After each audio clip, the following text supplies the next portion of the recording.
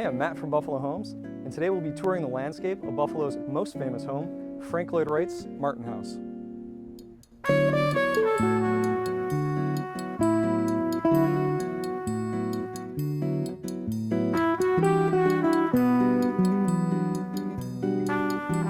Today we're here with Jeff Salmon, the Facilities and Landscape Manager at the Martin House, and he's going to talk about some things that we all may not know. You were referencing that Frank Lloyd Wright hides the main entrance, and that was part of his prairie-style design. Did you want to talk a little bit more about that? Yeah, where most houses in the neighborhood, the front door is the highlight from the curbside. Wright is always hidden during his prairie style to give a little privacy to the family. The landscape is an extension of the house. And you can see the front door here is even more hidden by the line of plants.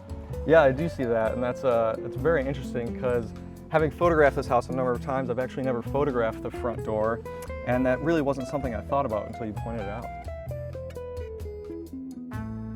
So Jeff, you were discussing the idea of different rooms outside of the Martin House. Do you mind going into a little detail on that? Yeah, there's individual spaces, and the outline is all by the plants. And here, again, we have the floor cycle with 9,000 different plants. Wow. Yeah, and that's a reduction off it's our restoration, and we try to keep it that it doesn't get so much work from being overplanted. And as we're walking around the Martin House, we have this idea of walking into sort of separate spaces. So is this a theme that we're going to see as we continue to move around? Yes, the different size rooms. And so there's areas for more intimate spaces where we sit down and read a book, and then there's areas where you want to have a wedding that Martin's had. And it exists today in the same fashion.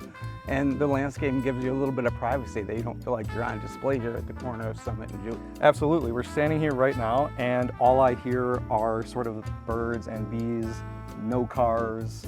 It's a really peaceful, private feeling. So going in this theme of different rooms, we're entering what looks to be the largest room by a long shot. Absolutely. And you were saying that people are free to just come and roam around as they see fit?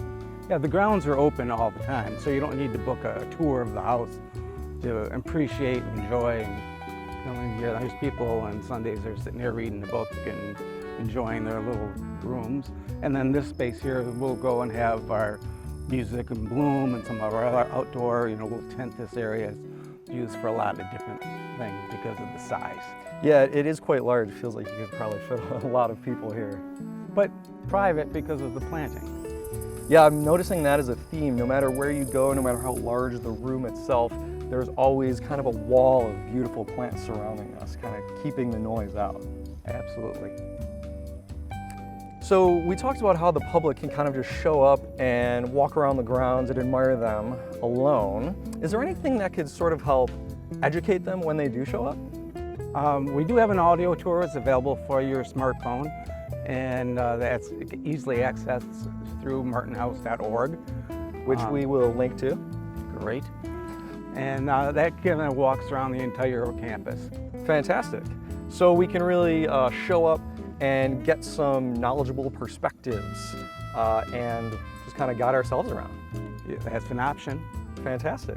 Let's go check out the conservatory.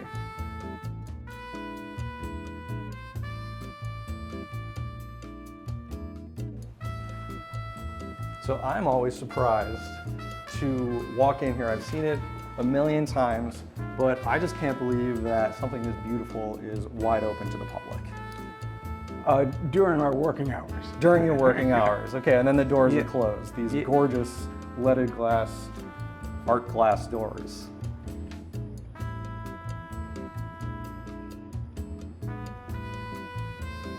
This is probably our most accurate rehabilitation. That we have photos, 1907 photos so we're able to recreate and identify all the plants. And so it's very much like it was in 1907 as you walk in here, you have the same thing that the Martin family enjoyed.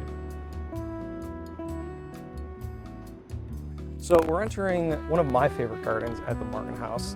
It's one of my favorite to photograph. I really love the symmetry of it.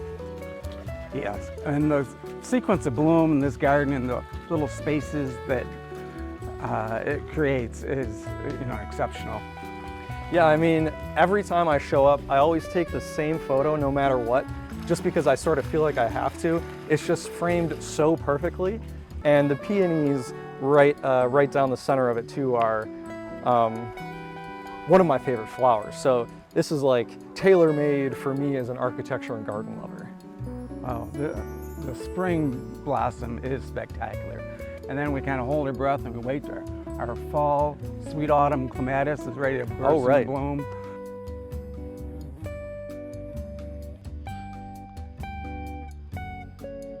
So we're standing underneath originally planted copper beech tree. You said it was planted in the year 1905? Yeah, we have a letter that Martin sent to Frank Lloyd Wright asking, I bought this tree, where should I plant it? And we have the receipt where we planted it, so we have a lot of documentation, it makes it fun. So Jeff, thank you so much for guiding us around today and teaching us so much. Every time I'm here, I learn something new. It's always a joy to visit. Thank you. Absolutely. Come visit, book a tour at martinhouse.org. As a photographer and a Buffalonian, this is one of my favorite places to visit in the city. And if you haven't been, it's time you check it out.